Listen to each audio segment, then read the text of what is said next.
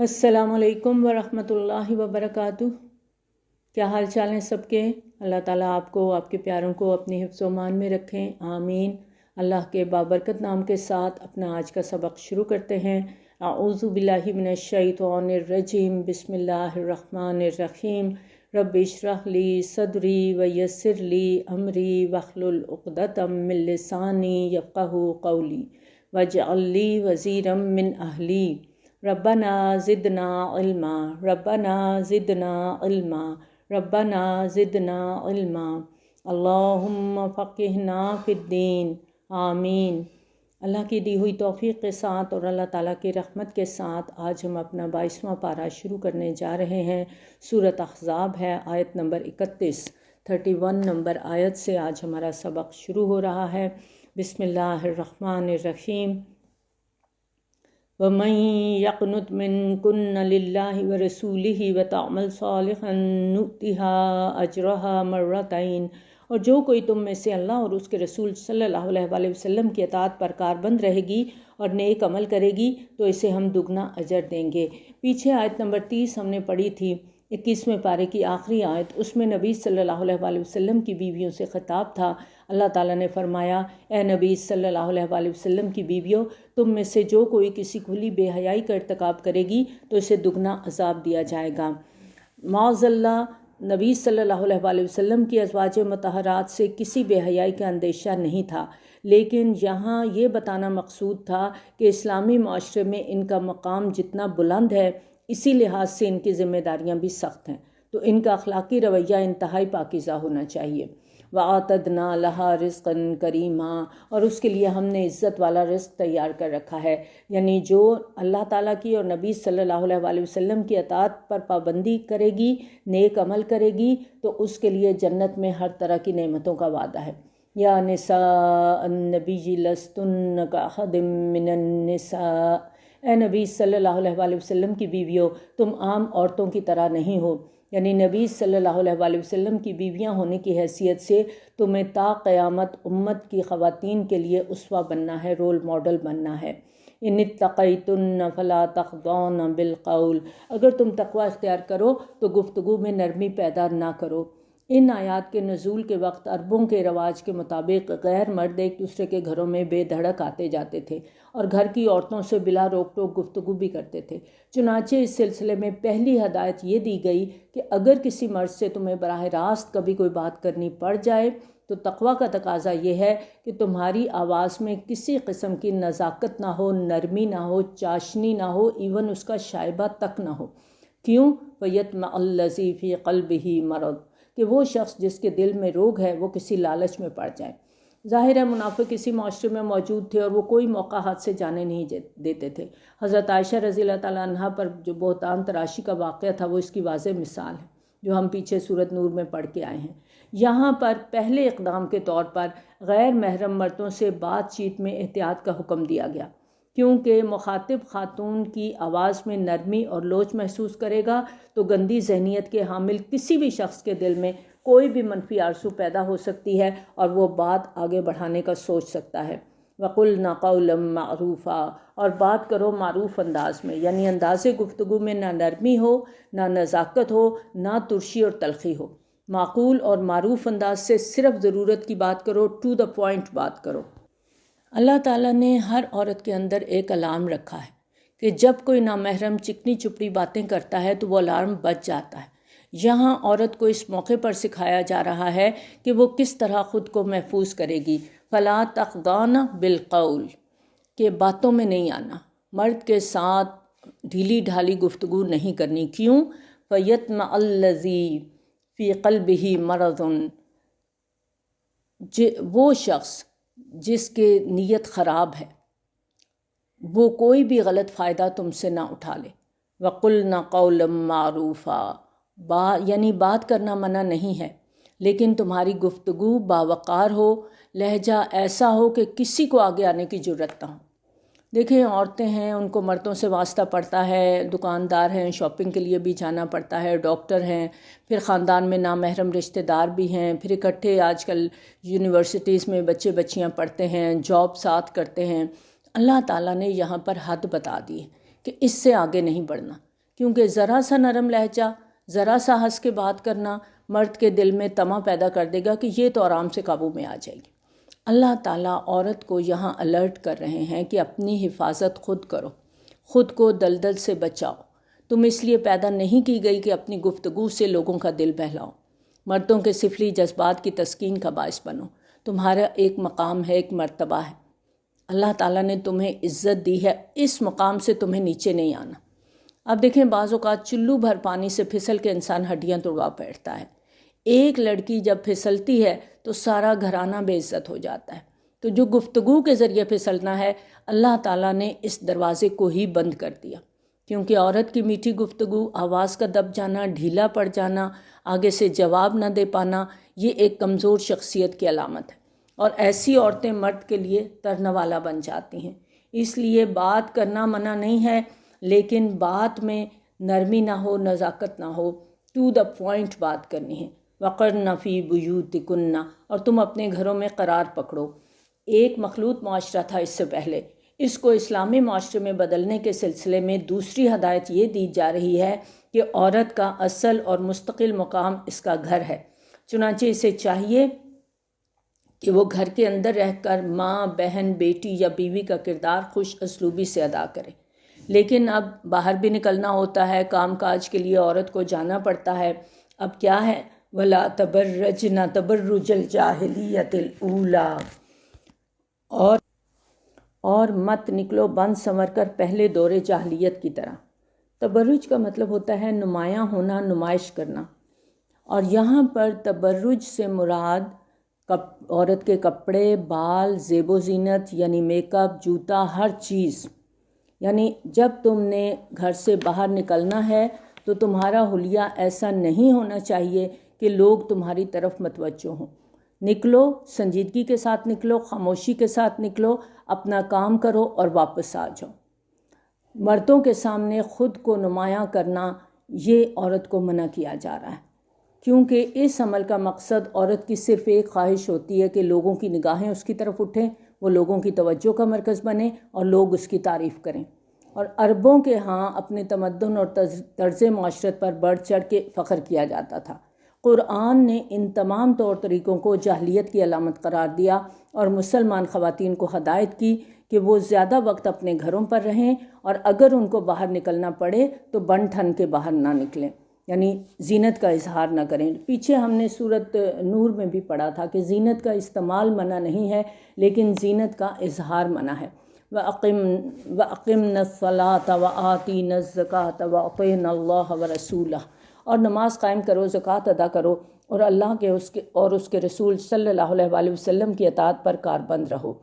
انما یرید اللہ لیذہب عنکم الرجس اہل البیت ویطہرکم تطہیرا، اللہ تو بس یہی چاہتا ہے اے نبی صلی اللہ علیہ وسلم کے گھر والوں کہ وہ دور کر دے تم سے ناپاکی اور تمہیں خوب اچھی طرح پاک کر دے۔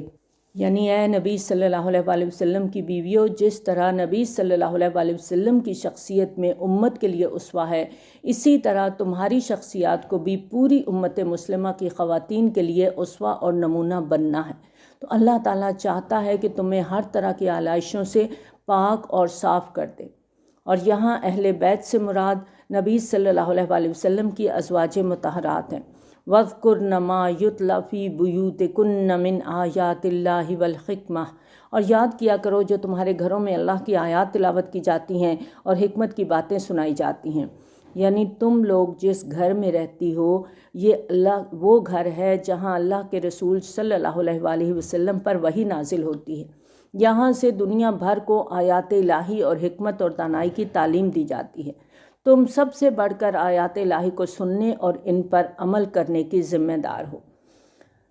ان اللہ کان لطیفا خبیرا، یقیناً اللہ بہت باریک بین اور ہر چیز سے باخبر ہے۔ اللہ تعالیٰ لطیف ہے، خبیر ہے، یعنی اللہ تعالیٰ چھپی ہوئی باتیں جو ہمارے ہڈن سیکرٹ ہوتے ہیں، جو کسی کو پتہ نہیں ہوتے، اللہ کو وہ بھی پتہ ہوتے ہیں۔ یہاں پر ازواج مطہرات کو مومن عورتوں کے لیے رول ماڈل کی حیثیت میں زندگی بسر کرنے کی جب بات کی گئی تو خاص طور پر ان کو ایک اہم ذمہ داری یہ بھی دی گئی کہ وَاذْكُرْنَ مَا يُتْلَى فِي بُيُوتِكُنَّ، اور وَاذْكُرْنَ لفظ جو ہے ذکر کرو، یاد کرتی رہو، خود پڑھتی رہو۔ اور دوسرا اس کا مطلب کیا گیا ہے کہ چرچا کرتی رہو، یعنی دوسروں کو بھی پڑھاتی رہو، سکھاتی رہو۔ کیا چیز؟ ما یتلی فی بیوتکن، جو تلاوت کیا جاتا ہے تمہارے اپنے گھروں میں، یعنی جو قرآن مجید اتر رہا ہے، نبی صلی اللہ علیہ وآلہ وسلم جس کتاب کی تلاوت کرتے ہیں، خود بھی پڑھتی رہو اور اس کی تعلیم اور تعلم کا کام بھی کرتی رہو۔ والحکمہ، اور حکمت کی باتیں، اور حکمت سے مراد نبی صلی اللہ علیہ وآلہ وسلم کی احادیث ہیں جو قرآن مجید کے علاوہ حکمت ہے۔ ان المسلمین والمسلمات، اب یہاں پر مسلم معاشرے کی نمایاں خوبیاں بتائی جا رہی ہیں کہ مسلمان مرد اور عورتیں کیسے ہوتے ہیں۔ یہاں ذرا اپنے آپ کو بھی ہم چیک کرتے ہیں۔ مسلم کا مطلب ہوتا ہے فرما بردار، سر تسلیم خم کرنے والا۔ والمؤمنین والمؤمنات، یعنی ان کے اندر ایمان بھی ہوتا ہے، ان کے ظاہر میں بھی اسلام ہوتا ہے، لیکن مکمل طور پر یہ اللہ تعالیٰ کی فرما برداری کر رہے ہوتے ہیں، اللہ پر یقین کامل ہوتا ہے، اور دل میں حقیقی ایمان کی وجہ سے ان کے اندر جو اوصاف پیدا ہو جاتے ہیں وہ تمام اس آیت میں بیان کیے گئے۔ اور وہ کون سے ہیں آگے؟ والقانتین والقانتات، قنوت کہتے ہیں دوام اطاعت کو، یعنی صرف اطاعت نہیں کرتے، مسلسل اطاعت کرتے ہیں اور اس اطاعت پر قائم بھی رہتے ہیں۔ اور اس کے ساتھ ساتھ والصادقین والصادقات، صدق سے مراد ہے زبان کی سچائی، اور زبان کی سچائی کے ساتھ ساتھ عمل اور کردار کی سچائی بھی اس میں شامل ہے۔ والصابرین والصابرات، اور صبر کرنے والے مرد اور صبر کرنے والی عورتیں، یعنی ہر کام میں ان کا رویہ صابرین کا ہوتا ہے۔ اب دیکھیں کہ اللہ کی اطاعت میں صبر چاہیے، گناہوں کو چھوڑنے کے لیے صبر چاہیے، عبادات کے لیے صبر چاہیے، روزمرہ زندگی میں جو ہم لوگوں کے ساتھ معاملات کرتے ہیں ان سب میں صبر کی ضرورت ہوتی ہے۔ والخاشعین والخاشعات، یا خشوع کرنے والے مرد اور خشوع کرنے والی عورتیں، یعنی اللہ کے حضور جھک کر رہنے والے مرد اور جھک کر رہنے والی عورتیں۔ والمتصدقین والمتصدقات، اور پھر اس کے ساتھ ساتھ یہ صدقہ بھی دیتے ہیں، یعنی اللہ کو آگے جھکتے بھی ہیں، صبر کا مظاہرہ بھی کرتے ہیں، خشوع کا مظاہرہ بھی کرتے ہیں، اس کے ساتھ ساتھ خاص طور پر صدقے کا بھی خیال رکھتے ہیں۔ والصائمین والصائمات، اور روزہ رکھنے والے مرد اور عورتیں، یعنی اس کے ساتھ عبادات میں روزے کا بھی اہتمام کرتے ہیں۔ والحافظین فروجہم والحافظات، اور اپنی شرمگاہوں کی حفاظت کرنے والے مرد اور شرمگاہوں کی حفاظت کرنے والی عورتیں، یعنی اپنی عفت اور عصمت کی حفاظت کرتے ہیں۔ اس کے ساتھ والذاکرین اللہ کثیرا والذاکرات، کثرت سے اللہ کا ذکر کرنے والے مرد اور ذکر کرنے والی عورتیں۔ اور پھر ہم قرآن میں بار بار اس چیز کو ہم نے دیکھا اور پڑھا کہ ہر کام کی مسنون دعا ہمیں سکھائی گئی ہے، تو جتنا ہم ان دعاؤں کو یاد کریں گے، جتنا ہم اپنی زندگی میں ان کو شامل کریں گے، اتنا ہی کثرت ذکر کی بہترین صورت ہماری زندگی میں آتی چلی جائے گی۔ پھر ایسے لوگوں کا انعام کیا ہے؟ اعد اللہ لہم مغفرۃ واجرا عظیما، اللہ نے ان سب کے لیے مغفرت اور بہت بڑا اجر تیار کر رکھا ہے۔ اللہم اجعلنا منہم، یا اللہ ہمیں ان لوگوں میں شامل کر لینا۔ آگے جو آیات ہم پڑھنے جا رہے ہیں اس میں نبی صلی اللہ علیہ وآلہ وسلم سے حضرت زینب رضی اللہ تعالیٰ عنہ کے نکاح سے متعلق معاملے کی تفصیل بیان کی گئی ہے۔ اور اس سے پہلے سورت کے آغاز میں ہم نے دیکھا تھا کہ منہ بولے بیٹے کے بارے میں مختصر حکم آیا تھا۔ یہاں پر اب اس معاملے کے تمام اہم پہلوؤں کا احاطہ کیا گیا ہے۔ مثلاً پہلے نبی صلی اللہ علیہ وآلہ وسلم کے حکم اور خواہش کے مطابق حضرت زینب رضی اللہ تعالیٰ عنہ کا نکاح حضرت زید بن حارثہ سے ہونا، بعد میں ناچاکی کی شکایت پر نبی صلی اللہ علیہ وآلہ وسلم کو حضرت زید رضی اللہ تعالیٰ عنہ کو طلاق نہ دینے کی ہدایت کرنا، پھر نبی صلی اللہ علیہ وآلہ وسلم کا یہ سوچنا کہ چونکہ میں نے اصرار کر کے نکاح کروایا تھا اس لیے اب اگر طلاق ہوئی تو حضرت زینب رضی اللہ تعالیٰ عنہ کے لیے اس کے علاوہ تلافی کی کوئی صورت نہیں ہوگی کہ میں خود ان سے نکاح کر لوں۔ اور پھر آپ کا یہ سوچنا کہ اگر میں خود نکاح کروں گا تو منہ بولے بیٹے کی طلاق یافتہ سے نکاح کرنے پر مخالفین ایک طوفان کھڑا کر دیں گے۔ اگرچہ بظاہر اس میں کوئی مذائقہ نہیں تھا، لیکن نبی صلی اللہ علیہ وآلہ وسلم اسے مصلحت کے خلاف سمجھتے تھے، چنانچہ آپ اسی شش و پنج میں تھے کہ یہ آیات نازل ہوئیں۔ وَمَا كَانَ لِمُؤْمِنٍ وَلَا مُؤْمِنَةٍ إِذَا قَضَى اللَّهُ وَرَسُولُهُ أَمْرًا أَن يَكُونَ لَهُمُ الْخِيَرَةُ مِنْ أَمْرِهِمْ۔ اور کسی مومن مرد اور مومن عورت کے لیے روا نہیں کہ جب اللہ اور اس کے رسول صلی اللہ علیہ وآلہ وسلم کسی معاملے کا فیصلہ کر دیں پھر بھی انہیں یہ خیال ہو کہ ان کے لیے اپنے اس معاملے میں کوئی اختیار باقی ہے۔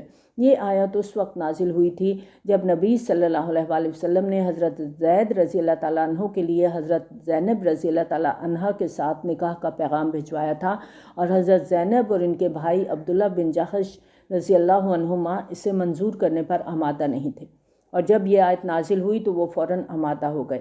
وَمَن يَعْصِ اللَّهَ وَرَسُولَهُ فَقَدْ ضَلَّ ضَلَالًا مُبِينًا، اور جو کوئی اللہ اور اس کے رسول صلی اللہ علیہ وآلہ وسلم کی نافرمانی کرے تو وہ صریح گمراہی میں پڑ گیا۔ یہاں پر تو جو پس منظر میں ہم نے بات کی تھی کہ نبی صلی اللہ علیہ وآلہ وسلم نے جب نکاح کا پیغام بھیجا تو حضرت زینب خود بھی اور ان کے بھائی بھی اس رشتے کے لیے راضی نہیں تھے، تو یہاں بتایا گیا کہ جو کوئی اللہ اور اس کے رسول صلی اللہ علیہ وآلہ وسلم کے حکم کی نافرمانی کرے گا تو اس کے لیے وہ صریح گمراہی میں پڑ گیا۔ لیکن اس حکم کی نوعیت ایک قاعدے کی ہے کہ کوئی بھی شخص، قیامت تک آنے والے کوئی بھی شخص ہیں، وہ اللہ اور اللہ کے رسول صلی اللہ علیہ وآلہ وسلم کے فیصلے کے بعد کسی بھی معاملے میں یہ سمجھے کہ ابھی بھی اس کے پاس کوئی اختیار ہے، کوئی آپشن ہے، تو وہ گویا اللہ اور اس کے رسول صلی اللہ علیہ وآلہ وسلم کی نافرمانی کا مرتکب ہوگا۔ حضرت زینب بنت جحش رضی اللہ عنہا نبی صلی اللہ علیہ وآلہ وسلم کی پھوپھی کی بیٹی تھی، تو اس لحاظ سے ان کا تعلق قریش کے اونچے خاندان سے تھا۔ دوسری طرف حضرت زید بن حارثہ آزاد کردہ غلام تھے، اگرچہ ان کا تعلق بھی عرب کے شریف خاندان سے تھا لیکن بہرحال وہ غلام رہ چکے تھے، اس لیے اگرچہ اس حکم کے بعد حضرت زینب رضی اللہ عنہا اور ان کے گھر والوں نے اس نکاح کو قبول کر لیا تھا، لیکن حضرت زینب رضی اللہ تعالیٰ عنہا خاندانی برتری کے معاملے میں اپنے جذبات اور احساسات کی وجہ سے حضرت زید رضی اللہ تعالیٰ عنہ کو شوہر کے طور پر مطلوبہ ادب اور احترام نہ دے پائیں۔ تو حضرت زید رضی اللہ تعالیٰ عنہ نے کئی مرتبہ نبی صلی اللہ علیہ وآلہ وسلم سے اس صورتحال کا ذکر کیا اور طلاق دینے کی اجازت بھی چاہی، مگر نبی صلی اللہ علیہ وآلہ وسلم ہر مرتبہ انہیں موافقت کی کوشش کرنے کی ہدایت فرماتے۔ وَإِذْ تَقُولُ لِلَّذِي أَنْعَمَ اللَّهُ عَلَيْهِ وَأَنْعَمْتَ عَلَيْهِ أَمْسِكْ عَلَيْكَ زَوْجَكَ وَاتَّقِ اللَّهَ، اور اے نبی صلی اللہ علیہ وآلہ وسلم، جب آپ کہتے تھے اس شخص سے جس پر اللہ نے بھی نام کیا تھا اور آپ نے بھی نام کیا تھا کہ اپنی بیوی کو اپنے پاس روکے رکھو اور اللہ سے ڈرو، اس سے مراد حضرت زید رضی اللہ تعالیٰ عنہ ہیں۔ ان پر اللہ تعالیٰ اور نبی صلی اللہ علیہ وآلہ وسلم کا انعام اور احسان یہ تھا کہ وہ نبی صلی اللہ علیہ وآلہ وسلم کی خدمت میں تھے اور آپ کے گھر میں گھر کے ایک فرد کی حیثیت سے رہ رہے تھے۔ اور یہ کیسے ہوا کہ ان کے والد جو حارثہ تھے ان کا تعلق قبیلہ کلب سے تھا۔ یہ 8 سال کے تھے، یہ اپنی ماں کے ساتھ ننیال گئے، راستے میں دشمن قبیلے نے قافلے پر حملہ کر دیا اور کچھ لوگوں کو پکڑ لیا جن میں یہ بھی تھے۔ بعد میں ان کو اوقاس کے میلے میں بیچ دیا گیا۔ خریدنے والے حکیم بن حزام تھے، انہوں نے اپنی پھوپھی حضرت خدیجہ کو دے دیا۔ جب نبی صلی اللہ علیہ وآلہ وسلم کے ساتھ حضرت خدیجہ رضی اللہ تعالیٰ عنہ کا نکاح ہوا تو یہ آپ صلی اللہ علیہ وآلہ وسلم کی خدمت میں پہنچ گئے۔ اس وقت ان کی عمر 15 سال کی تھی۔ اب اس دوران حضرت زید کے والد اور چچا ان کو تلاش کرتے ہوئے نبی صلی اللہ علیہ وآلہ وسلم تک پہنچ گئے اور عرض کیا کہ آپ جو فدیہ چاہیں ہم دینے کو تیار ہیں، ہمارا بچہ واپس کر دیں۔ آپ نے فرمایا میں لڑکے کو بلاتا ہوں، اس کی مرضی ہے، آپ کے ساتھ جانا چاہتا ہے تو میں کوئی فدیہ نہیں لوں گا اور اسے جانے دوں گا، لیکن اگر یہ میرے پاس رہنا چاہے گا تو میں زبردستی نہیں کروں گا۔ اب دونوں حضرات بہت خوش ہوئے کہ یہ آپ نے بہت عدل و انصاف سے بھی بڑھ کر صحیح بات کی ہے۔ جب نبی صلی اللہ علیہ وآلہ وسلم نے حضرت زید رضی اللہ تعالیٰ عنہ کو بلایا اور ان سے کہا کہ تم انہیں جانتے ہو، انہوں نے کہا یہ میرے والد اور چچا ہیں، تو آپ نے فرمایا کہ اچھا اب تمہیں پوری آزادی ہے، چاہو تو ان کے ساتھ چلے جاؤ، چاہو تو یہاں رہو۔ زید رضی اللہ تعالیٰ عنہ نے جواب میں کہا کہ میں آپ کو چھوڑ کر کسی کے ساتھ جانا نہیں چاہتا۔ ان کے باپ اور چچا نے بہت زیادہ اصرار کیا کہ تم آزادی پر غلامی کو ترجیح دے رہے ہو، لیکن وہ کسی بھی طرح سے نبی صلی اللہ علیہ وآلہ وسلم کا ساتھ چھوڑنے پر تیار نہیں ہوئے، اور نبی صلی اللہ علیہ وآلہ وسلم نے اسی وقت ان کو آزاد کر دیا اور حرم میں جا کر قریش کے مجمع عام میں اعلان فرمایا کہ آپ سب لوگ گواہ رہیں کہ آج سے زید میرا بیٹا ہے، اور اس روز سے انہیں زید بن محمد پکارا جانے لگا۔ یہ سب واقعات نبوت سے پہلے کے ہیں، اور جب نبی صلی اللہ علیہ وآلہ وسلم نے نبوت کا اعلان فرمایا تو جن 4 لوگوں نے سب سے پہلے فوری طور پر اسلام قبول کیا ان میں حضرت زید رضی اللہ تعالیٰ عنہ بھی تھے، اور اس وقت ان کی عمر 30 سال تھی، اور وہ نبی صلی اللہ علیہ وآلہ وسلم کی خدمت میں 15 برس گزار چکے تھے۔ ہجرت کے بعد 4 ہجری میں نبی صلی اللہ علیہ وسلم نے اپنی پھوپھی زاد بہن حضرت زینب رضی اللہ تعالیٰ عنہ سے ان کا نکاح کر دیا، اپنی طرف سے مہر بھی ادا کیا، گھر بسانے کے لیے ضروری سامان بھی دیا۔ یہی حالات ہیں جن کی طرف اللہ تعالیٰ نے ان الفاظ میں ارشاد فرمایا کہ جن پر اللہ نے بھی نام کیا اور آپ صلی اللہ علیہ وسلم نے بھی نام کیا۔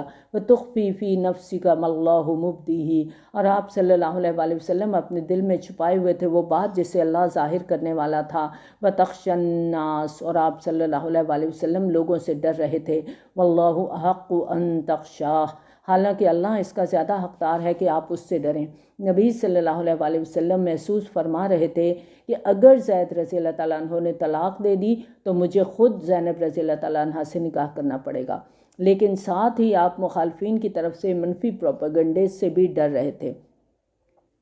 اگرچہ اس سورت کی ابتدائی آیات میں منہ بولے بیٹے کی شرعی اور قانونی حیثیت واضح فرما دی گئی تھی، اور ان آیات کے نزول کے بعد لوگ انہیں زید بن محمد کی بجائے دوبارہ زید بن حارثہ کہنے لگے تھے، لیکن پھر بھی اندیشہ تھا کہ منافقین اس مسئلے کو بہانہ بنائیں گے اور نبی صلی اللہ علیہ وسلم کے خلاف واویلا کریں گے۔ فَلَمَّا قَضَى زَيْدٌ مِّنْهَا وَطَرًا زَوَّجْنَاكَهَا، پھر جب زید رضی اللہ تعالیٰ عنہ نے اس سے اپنا تعلق منقطع کر لیا تو اسے ہم نے آپ کی زوجیت میں دے دیا، یعنی جب حضرت زید رضی اللہ تعالیٰ عنہ نے حضرت زینب رضی اللہ تعالیٰ عنہ کو طلاق دے دی، عدت بھی پوری ہو گئی، تو ہم نے اس کا نکاح آپ صلی اللہ علیہ وسلم سے کر دیا۔ یہاں پر اللہ تعالیٰ نے نبی صلی اللہ علیہ وسلم سے حضرت زینب رضی اللہ تعالیٰ عنہ کے نکاح کی نسبت خاص طور پر اپنی طرف فرمائی ہے، اور کلام اللہ کا یہ انداز بیاں حضرت زینب رضی اللہ تعالیٰ عنہ کے لیے بہت بڑا اعزاز ہے۔ یہی وجہ ہے کہ وہ ان الفاظ پر فخر کرتے ہوئے دوسری ازواج مطہرات سے کہا کرتی تھیں کہ آپ سب لوگوں کے نکاح زمین پر ہوئے ہیں جبکہ میرا نکاح آسمانوں پر ہوا اور اللہ نے خود میرا نکاح پڑھایا۔ کلام اللہ کے ان الفاظ سے یہ صراحت بھی ہوتی ہے کہ نبی صلی اللہ علیہ وسلم نے یہ نکاح خود اپنی خواہش کی بنا پر نہیں بلکہ اللہ تعالیٰ کے حکم کی بنا پر کیا تھا۔ لِكَيْ لَا يَكُونَ عَلَى الْمُؤْمِنِينَ حَرَجٌ فِي أَزْوَاجِ أَدْعِيَائِهِمْ إِذَا قَضَوْا مِنْهُنَّ وَطَرًا، تاکہ مومنوں کے لیے ان کے منہ بولے بیٹوں کی بیویوں کے بارے میں کوئی تنگی نہ رہے جبکہ وہ ان سے اپنا تعلق بالکل کاٹ لیں۔ یعنی نبی صلی اللہ علیہ وسلم کے اس نکاح کے ذریعے سے عرب معاشرے سے جاہلیت کی اس رسم کا ہمیشہ کے لیے خاتمہ کر دیا گیا اور ایک قانون وضع کر دیا گیا کہ منہ بولے بیٹے کی بیوی کو اگر طلاق ہو جاتی ہے تو اس کے ساتھ شادی نکاح کیا جا سکتا ہے۔ وَكَانَ أَمْرُ اللَّهِ مَفْعُولًا، اور اللہ کا فیصلہ تو پورا ہو کر ہی رہنا تھا۔ اس سارے معاملے میں یہی حکمت اور مصلحت پوشیدہ تھی کہ اللہ تعالیٰ اس فضول رسم کا خاتمہ نبی صلی اللہ علیہ وسلم کے ذاتی عمل سے کرنا چاہتا تھا۔ کچھ نظریات ہوتے ہیں، خیالات ہوتے ہیں جو معاشرے کے اندر اتنے پختہ اور گہرے ہو جاتے ہیں کہ ان کے خلاف کوئی بھی عمل لوگ آسانی سے قبول نہیں کرتے۔ متبنہ کی بیوہ یا طلاق یافتہ کے ساتھ منہ بولے باپ کے نکاح کے بارے میں عرب معاشرے کے اندر رائج خود ساختہ قانون بھی اسی طریقے کا تھا۔ اس لیے اس قانون کو خود نبی صلی اللہ علیہ وسلم کی ذاتی مثال کے ذریعے سے توڑنا مناسب خیال کیا گیا۔ چنانچہ آپ صلی اللہ علیہ وسلم کے حضرت زینب رضی اللہ تعالیٰ عنہ سے نکاح کے بعد اس مسئلے میں کسی قسم کا ابہام یا شک باقی نہیں رہا۔ ما کان علی النبی من حرج فیما فرض اللہ لہ، نبی صلی اللہ علیہ وسلم پر کوئی مضائقہ نہیں اس بات میں جو اللہ نے اس کے لیے فرض کر دی ہیں۔ اللہ کا یہی طریقہ رہا ہے ان لوگوں کے بارے میں بھی جو پہلے گزر چکے، یعنی تمام انبیاء اور رسول علیہ السلام کے بارے میں اللہ تعالیٰ کا یہی طریقہ رہا کہ جو چیز ان پر فرض کر دی جاتی تھی اس پر انہیں عمل کرنا ہوتا تھا۔ وَكَانَ أَمْرُ اللَّهِ قَدَرًا مَقْدُورًا، اور اللہ کا فیصلہ قطعی طے شدہ تھا۔ یہ سارا معاملہ اللہ کی مشیت میں پہلے سے طے ہو چکا تھا اور اس فیصلے کے نافذ کرنے کے لیے وقت مقرر کیا جا چکا تھا۔ الَّذِينَ يُبَلِّغُونَ رِسَالَاتِ اللَّهِ وَيَخْشَوْنَهُ، وہ اللہ کے رسول صلی اللہ علیہ وسلم جو اللہ کے پیغامات پہنچاتے ہیں اور صرف اسی سے ڈرتے ہیں۔ یعنی سابقہ انبیاء اور رسول علیہ السلام بھی اللہ تعالیٰ کے پیغامات من و ان لوگوں تک پہنچا رہے تھے اور اس معاملے میں انہوں نے کبھی بھی کسی کی پرواہ نہیں کی۔ وَلَا يَخْشَوْنَ أَحَدًا إِلَّا اللَّهَ، اور وہ نہیں ڈرتے کسی سے سوائے اللہ کے، اور اللہ کافی ہے حساب لینے والا۔ ما کان محمد ابا احد من رجالکم، دیکھو محمد صلی اللہ علیہ وسلم تمہارے مردوں میں سے کسی کے باپ نہیں ہیں، اب ایک دوسرے انداز میں واضح کر دیا گیا کہ محمد صلی اللہ علیہ وآلہ وسلم تم میں سے کسی مرد کے باپ نہیں ہیں۔ حضرت زید بن حارثہ صرف ان کے منہ بولے بیٹے تھے۔ اب اس ضمن میں واضح حکم نازل ہو چکا ہے تو اب یہ معاملہ ہمیشہ کے لیے صاف ہونا چاہیے۔ نبی صلی اللہ علیہ وآلہ وسلم کے ہاں جو نرینہ اولاد ہوئی اسے اللہ تعالیٰ نے بچپن میں ہی اٹھا لیا، اور آپ کی آخری عمر میں حضرت ماریہ قبطیہ کے بطن سے حضرت ابراہیم رضی اللہ تعالیٰ عنہ کی ولادت ہوئی، لیکن وہ بھی بچپن میں ہی انتقال کر گئے۔ وَلَٰكِن رسول اللہ وخاتم النبیین، بلکہ آپ صلی اللہ علیہ وآلہ وسلم اللہ کے رسول ہیں اور سب نبیوں پر مہر ہیں، خاتم النبیین ہیں۔ محمد صلی اللہ علیہ وآلہ وسلم اللہ کے رسول ہیں اور خاتم الانبیاء ہیں۔ آپ کی آمد سے نبیوں کے سلسلے پر اب مہر لگ چکی ہے، اب آپ کے بعد کوئی نبی آنے والا نہیں۔ چنانچہ جاہلیت کی غلط رسومات اگر نبی صلی اللہ علیہ وآلہ وسلم ختم نہ کرتے تو پھر کون ختم کر سکتا تھا؟ اگر آپ ذاتی مثال قائم کرتے ہوئے اپنے منہ بولے بیٹے کی طلاق یافتہ سے نکاح نہ کرتے تو یہ رسم اس طرح حتمی انداز میں کبھی بھی ختم نہ ہوتی۔ یہاں پر رسالت اور نبوت میں جو باریک سا فرق ہے وہ یہ ہے کہ نبوت نبی صلی اللہ علیہ وآلہ وسلم پر ختم ہو گئی ہے، لیکن نبی صلی اللہ علیہ وآلہ وسلم کی رسالت اب بھی قائم اور دائم ہے اور تا قیامت قائم اور دائم رہے گی۔ اپنی زندگی میں نبی صلی اللہ علیہ وآلہ وسلم براہ راست بنفس نفیس رسالت کے فرائض سر انجام دے رہے تھے۔ اب آپ صلی اللہ علیہ وآلہ وسلم کی امت آپ کی طرف سے یہ فریضہ ادا کر رہی ہے۔ چنانچہ آج دین کے جو خدام قرآن کا پیغام خلق خدا تک پہنچا رہے ہیں وہ گویا رسالت محمدی صلی اللہ علیہ وآلہ وسلم کا پیغام پہنچا رہے ہیں۔ سورۃ الانعام کی آیت نمبر 19 کو یاد کریں، اس میں آتا ہے وَأُوحِیَ إِلَيَّ هَٰذَا الْقُرْآنُ لِأُنذِرَكُم بِهِ وَمَن بَلَغَ، اور میری جانب یہ قرآن وحی کیا گیا ہے تاکہ میں تمہیں خبردار کر دوں اس کے ذریعے سے اور اس کو بھی جس تک یہ پہنچ جائے۔ اور حجۃ الوداع کے موقع پر نبی صلی اللہ علیہ وآلہ وسلم نے اپنی رسالت کی ترویج اور ارشاد کا یہ فریضہ امت کو سونپتے ہوئے ارشاد فرمایا تھا فَلْيُبَلِّغِ الشَّاهِدُ الْغَائِبُ، اب پہنچائیں وہ موجود ہیں ان تک جو موجود نہیں ہیں۔ لہٰذا نبی صلی اللہ علیہ وآلہ وسلم کی رسالت اب آپ کی امت کے ذریعے سے مسلسل قائم اور دائم ہے۔ یہی وجہ ہے کہ یہاں پر جو خاتم کا لفظ آیا ہے وہ نبوت کے لیے آیا ہے، یعنی جیسے ہی نبی صلی اللہ علیہ وآلہ وسلم نے اس دنیا سے پردہ فرمایا وحی کا باب ہمیشہ کے لیے بند ہو گیا اور اس کے ساتھ ہی نبوت کا دروازہ بھی بند ہو گیا ہے۔